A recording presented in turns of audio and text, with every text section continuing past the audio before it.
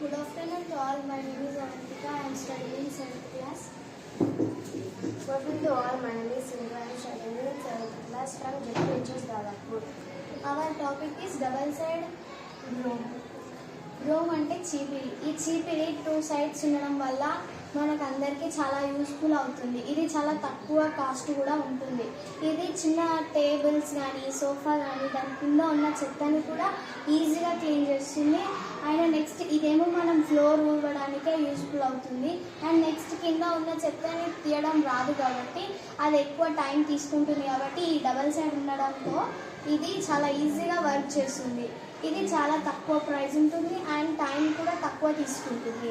ఇది చాలా మందికి చాలా విధాలుగా యూజ్ అవుతుంది.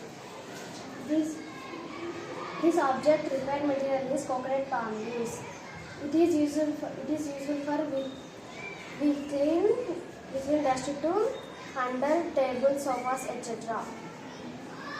ఇది మనకు చాలా యూస్ఫుల్ అవుతుంది కాబట్టి దీన్ని మేము తయారు చేయాలని అనుకుంటున్నాం. ఇది చాలా బాగా యూస్ఫుల్ అవుతుంది.